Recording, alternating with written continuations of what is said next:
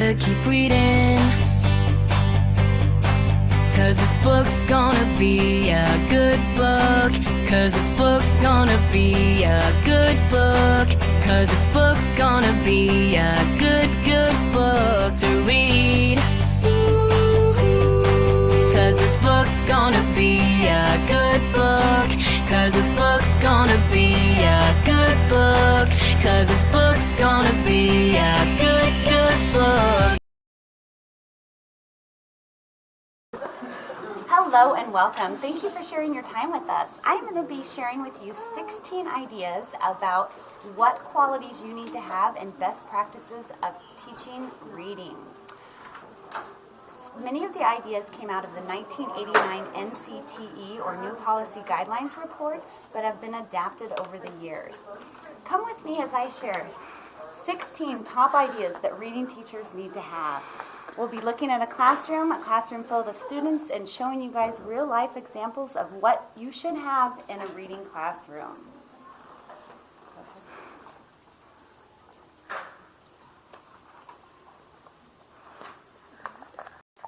Number 1, reading means getting to the point.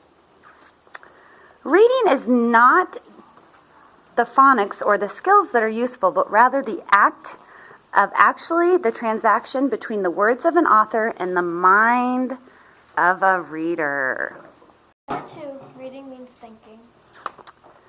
Reading is thinking. Reading is a meaning-making process. There are higher level cognitive thinking before, during, and after reading.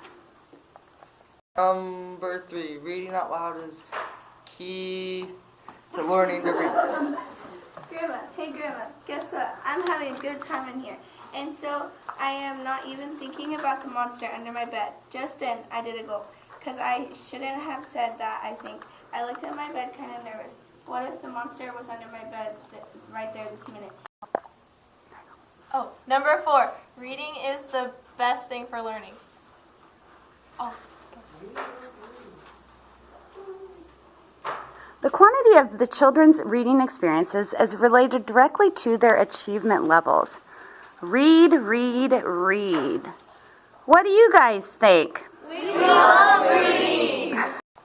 Number 5, beginning reading instruction should provide children with many opportunities to interact with print. Number 6, children learn to read best in a low-risk environment. Yeah, it's always easier to read when you feel comfortable in the environment. Number 7, young children should have well-instructed phonics. All right, kiddos. Today we're going to do a lesson out of our literature book. So go ahead and get your Basils out on your desk. You guys, this is going to be fun.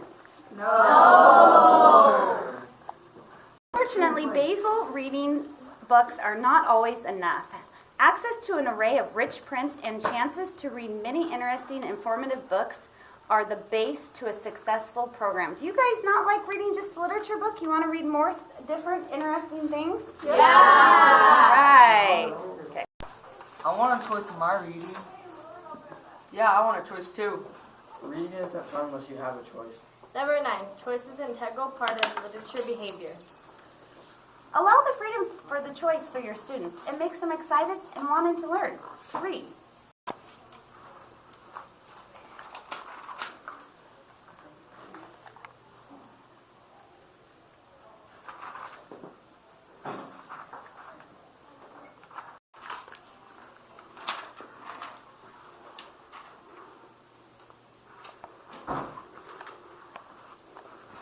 Number 10, teachers should model reading. Number 11, effective teachers should help children use reading as a tool for learning. Number 12, teachers should support readers before, during, and after reading. Number 13, kids should have opportunities to talk about their reading daily. Number 14, students should spend less time completing reading workbooks and skill sheets. Do mine again. Number 15, writing experiences are provided at all grade levels. Reading assessment should match classroom practice. So the lessons that you're doing in class should match up to what you're going to do for the state testing. What we do in class should help us with our assessment. Always remember Number 1, reading means getting to the point. Number 2, reading is thinking. Number 3, hearing books read aloud is a better way of reading. Number 4, reading is a best practice for learning. Number 5, beginning reading instruction should provide children with many opportunities to interact with print. Number 6, children learn to read best in a low-risk environment. Number 7, young children should have well-instructed phonics. Number 8, basal reading are not enough. Number 9, choice is an integral part of literature behavior. Number 10, teachers should always model reading. Number 11, effective teachers should help children use reading as a tool for learning. Number 12, teachers should give support readers before, during, and after reading. Number 13, kids should always have weekly opportunities to talk about their reading. Number 14, students should spend less time completing workbooks and skill sheets. Number 15, writing experiences are provided at all grade levels. Number 16, reading assessment should match classroom practice. Well, there you have it. There are the 16 qualities that you need to have and best practices for reading instruction. Okay. Well, there you have it. That was the 16 best qualities and practices you want to strive to have within your classroom. I hope that you guys take away from this that teachers, you need to make sure that you add some creativity. Don't do the same old thing every day. Remember to give all students a choice. That makes it fun and exciting for them. And you are the number 1 role model. Practice what you preach. Talk to you soon. Bye-bye.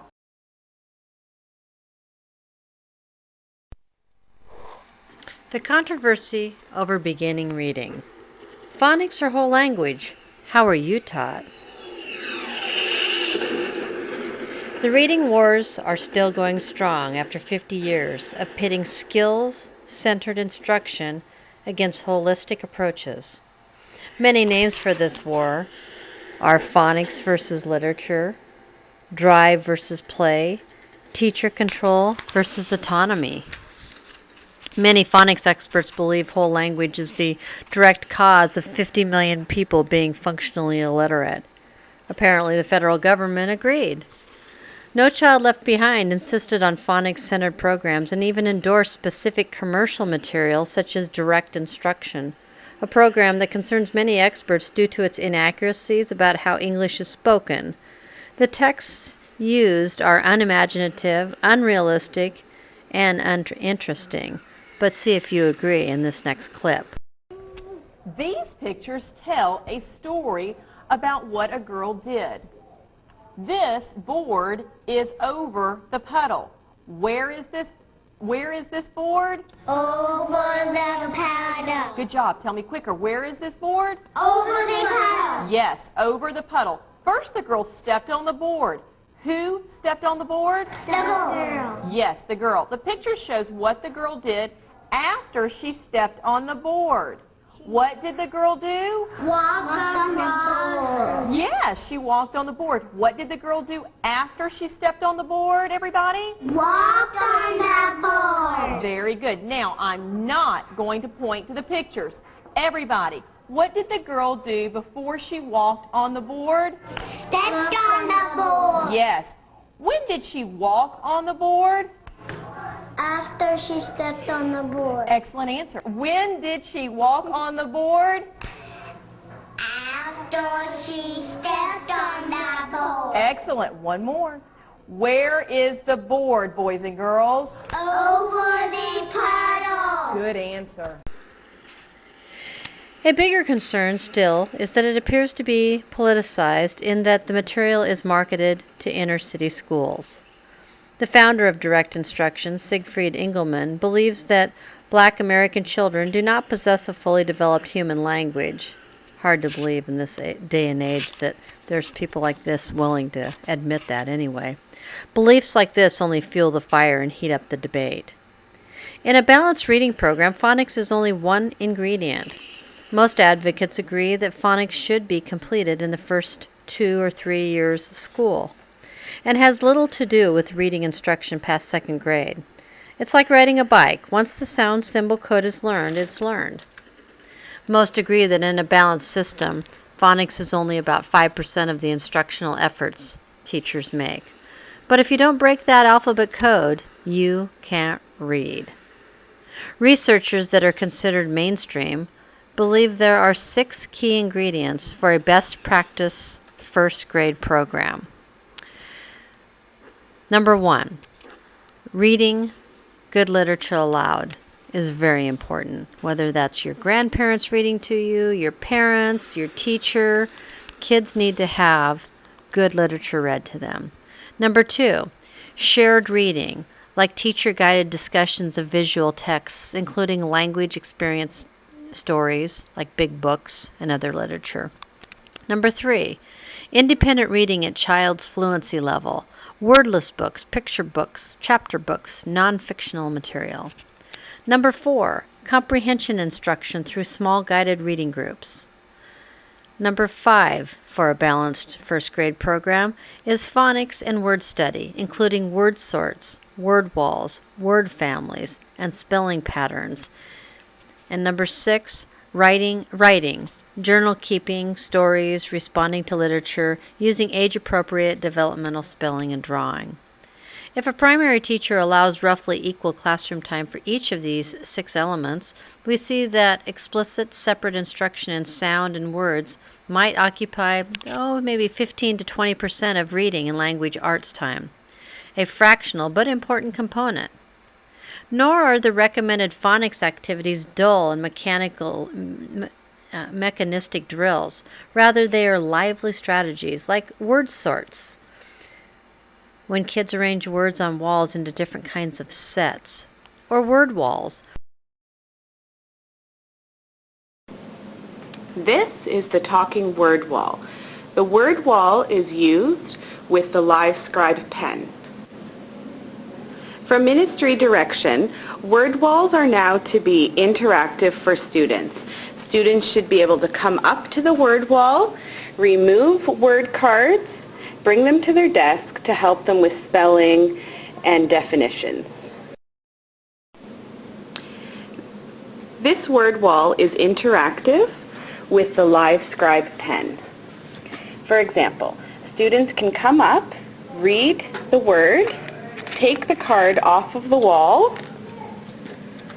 use the LiveScribe pen to read it for them.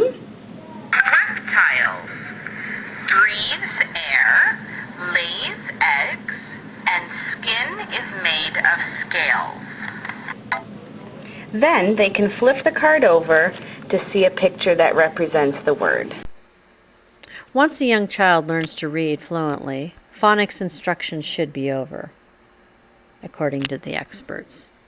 Will the war end soon? Will the debate ever be settled between phonics versus whole language? That's doubtful, highly doubtful.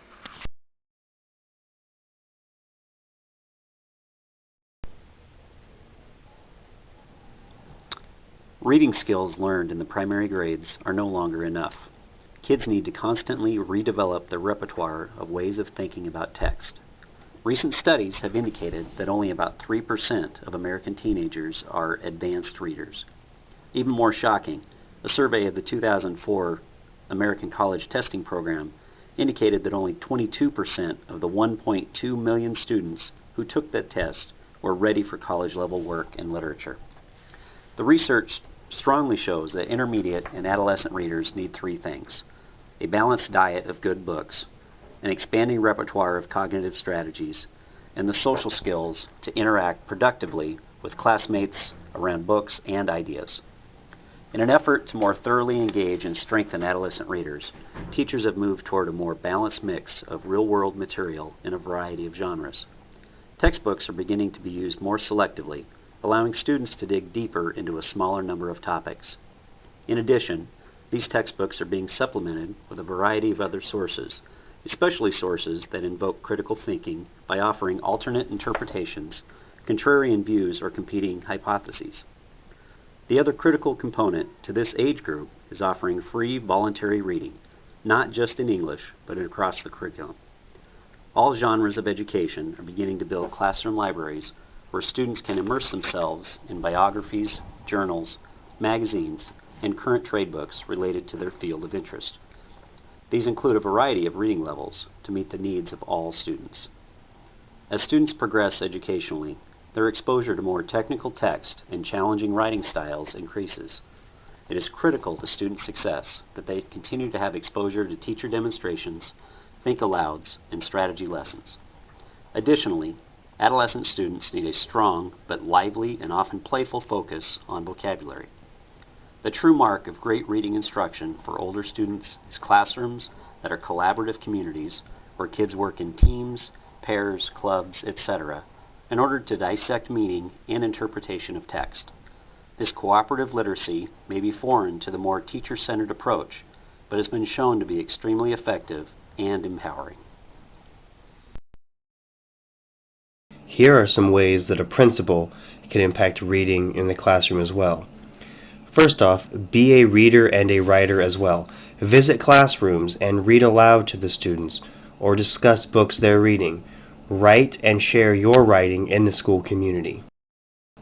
Secondly, be an audience for students. Read their work on the walls and in classrooms. Let the students know that you've read and that you appreciate their work. You can also have a principal's mailbox and enter into active correspondence with the kids. Provide funding for books and other material to read in the classroom. Show that reading is a priority and help teachers raise money to buy books. Celebrate literacy in your school. Incorporate reading and writing into special school events and programs. Create space and occasions for displaying and sharing written work non-competitively. Everyone needs an audience, not a contest with a few winners and many losers. Promote communication between teachers and parents. Help teachers communicate to the parents what is being taught in the school and why it's being taught. Support the teachers when uninformed or skeptical parents question their book choices or activities. Use your position as an administrator to adopt the right kind of textbooks and get them aligned with the right kind of standards. Disadopting the skill and drill workbooks and standardized tests that undermine a balanced reading curriculum. Read the research on reading and literacy and share any relevant information with your staff. Find out what kind of professional development teachers would like to be a part of and see if you can't get them training in those areas. Send teachers to workshops if possible and have them come back and teach the rest of the staff what they've learned. And as always, help teachers find time to talk about teaching together, exchange ideas, work on joint projects, and think and grow as a faculty.